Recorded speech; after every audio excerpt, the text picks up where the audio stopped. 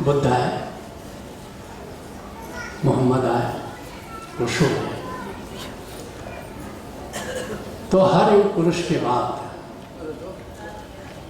जो उनके शिष्य होते हैं ये दो भागों में बट जाते हैं।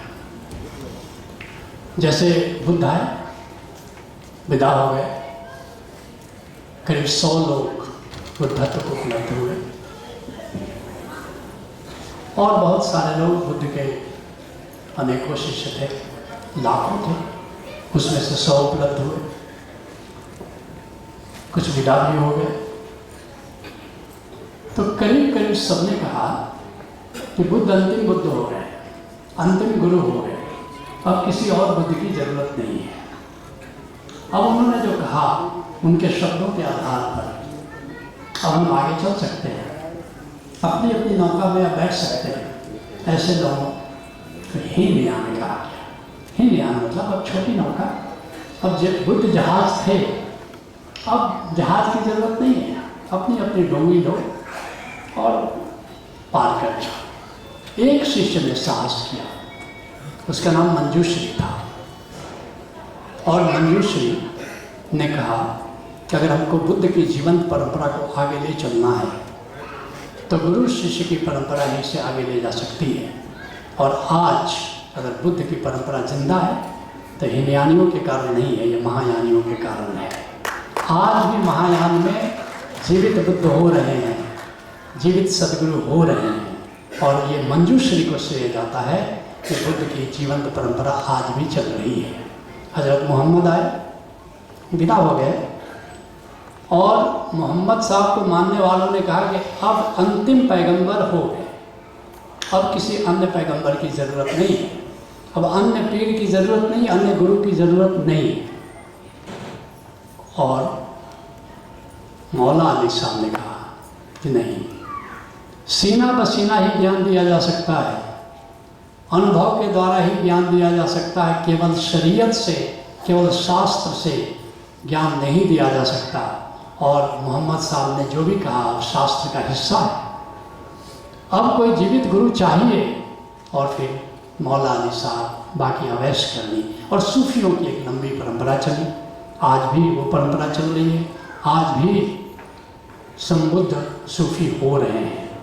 लेकिन तब दूसरे लोगों ने कहा अब किसी को गुरु कहलाने का अधिकार नहीं है। नतीजा क्या हुआ कि बहावी मत का जन्म हुआ, सलाफी मत का जन्म हुआ, और ये सऊदी अरब का जो राजा है वो पैटर्नाइज करता है बहावी मत को और सलाफी मत को, और दुनिया भर में जितने भी मदरसे हैं बहावी मत के प्रचार प्रसार के लिए इन लोगों को फंड देता है, धन देता है, कट्टरता पैदा की जाती है और सूफियों का सफाया किया जाता है।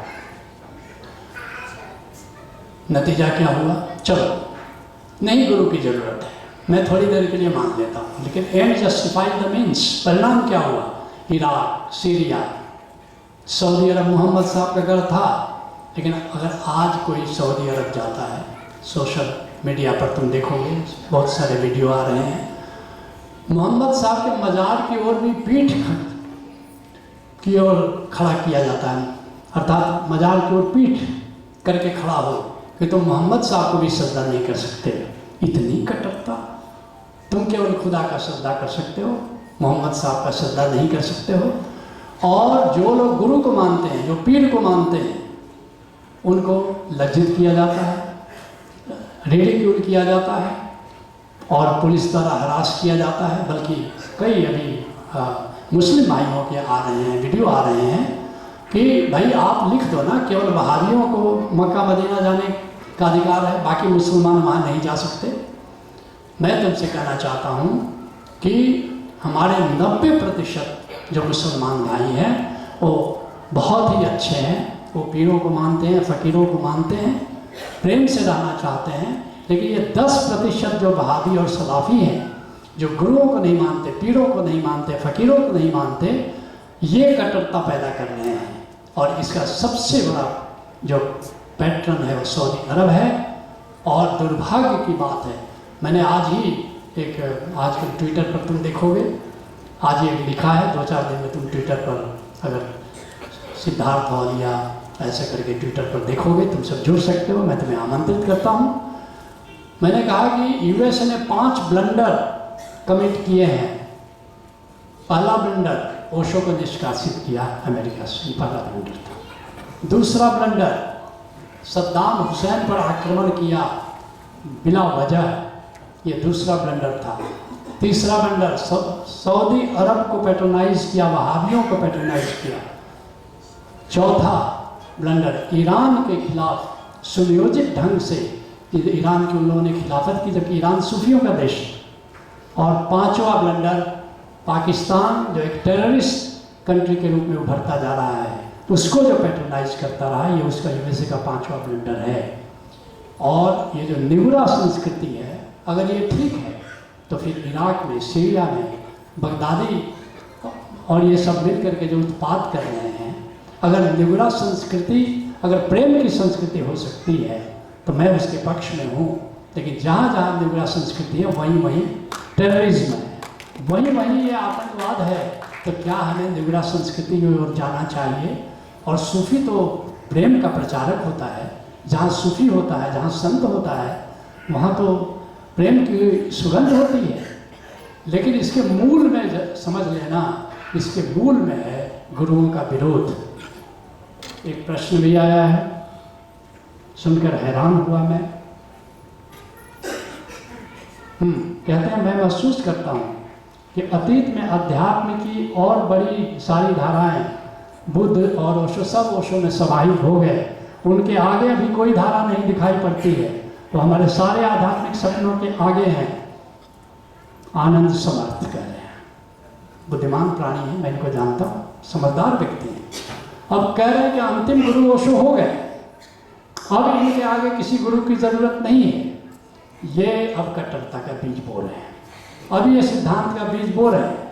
तुम्हें आश्चर्य नहीं होना चाहिए कि ओशो में भी आगे चल करके कुछ कट्टरवादी हो जाएंगे, कुछ आतंकवादी हो जाएंगे। अगर हमने ये स्वीकार कर लिया कि अंतिम पैगंबर मोहम्मद थे, अंतिम बुद्ध थे, अंतिम गुरु ओशो थे, तो फिर हम भी एक बगदादी आगे चल करके पैदा कर देंगे। नहीं, ऐसा मत सोचो। जहाँ गुरु है वहीं प्रेम है, जहाँ पीर है, फकीर है, और जहाँ गुरु है वहीं ज्ञान है। इतना बड़ा शास्त्र लिख करके तुलसीदास जी करें, बिन गुरु होई न ज्ञान, उनसे बड़ा ज्ञानी कौन होगा? इतना बड़ा शास्त्र के रचयिता। आज ओशो के उपदेश भी, ओशो के प्रवचन भी शास्त्र के हिस्से हैं। एक सज्जन मिले बनारस में, उन्होंने कहा कि आपकी ज़रूरत क्यों है? ओशो हो गया, जो कहना था कह दिया। मैंने कहा इसलिए कि ओशो को आप नहीं समझोगे, इसलिए मेरी ज़रूरत है। उन्होंने कहा कि मैं ओशो को नहीं समझूंगा, लेकिन आप एक बात बताओ, आप एक पंक्ति बताओ ओशो की जिसे आपने समझा। उन्होंने कहा आज ही पुणे से पत्र आया है, उस पर देखिए लिखा हुआ है, Where 5 सन्यासीन्स will get together, my presence will be felt। जहाँ मेरे 5 सन्यासी इकट्ठा होंगे वहाँ मेरी उपस्थिति को महसूस किया जाएगा। ये ओशो का वक्तव्य है। उन्होंने कहा चलो तुम्ही ने चुना हुआ वक्तव्य, तुमने क्या समझा? उन्होंने कहा कि बात तो साफ है, इसमें समझने जैसी कोई बात। उनकी फिर तुमने क्या समझा ये तो बताओ। उनका कि जहाँ भी 5 ओशो के सन्यासी इकट्ठा हो जाएंगे वहाँ ओशो आ जाएंगे। उनके कैसे आ जाएंगे? बोला कि ओशो मरे थोड़े हैं, ओशो गए कहाँ हैं? सूक्ष्म शरीर में प्रकट हो जाएंगे। हमने कहा चलो मैंने तुम्हारी व्याख्या कबूल कर ली। 7 बजे शाम को वाइट रोड होता है दुनिया में, हर जगह ओशो के सन्यासी जमा होते हैं, और 7 बजता चला जाता है। भारत में बजता है, भारत के पहले थाईलैंड में बजता है, थाईलैंड के पहले जापान में बजता है, फिर भारत के बाद पाकिस्तान में 7 बजता चला जाता है अमेरिका तक। और कहीं नहीं कि ओशो के 5 सन्यासी जमा होते हैं। तो क्या ओशो मुक्त हुए या प्रेत योनि में है कि भटक रहे हैं सब जगह? जहाँ जहाँ 5 सन्यासी वहाँ ओशो सूक्ष्म शरीर में प्रकट होते चले जा रहे हैं। तुमने प्रेत योनि में ओशो को समझ लिया है क्या? उन्होंने कहा हाँ गलती हो रही है, कुछ समझने में गलती हो रही है। हमने कि तुमने पंक्ति तुमने चुनी थी और मैंने बताया ना। उन्होंने कहा तो आप ही अर्थ बता दीजिए जो आपने समझा। उनकी बात बड़ी सीधी है। उन्होंने असेंबल नहीं कहा, गेट टुगेदर कहा। संत बुद्ध पुरुष भूले से भी गलत शब्द का प्रयोग नहीं करता, याद रखना। हम उल्टा पुल्टा समझ सकते हैं, वे असेंबल शब्द का प्रयोग नहीं करें, गेट टुगेदर। प्रेम में जहाँ जमा होते हो उसको कहते हैं गेट टुगेदर। और जब इतने प्रेम में और इतने उत्सव में ओशो को याद करते हुए लोग जहाँ जमा होंगे, क्या ओशो की भावात्मक स्थिति नहीं महसूस की जाएगी? क्या इसके लिए उनको सूक्ष्म शरीर में आने की जरूरत है?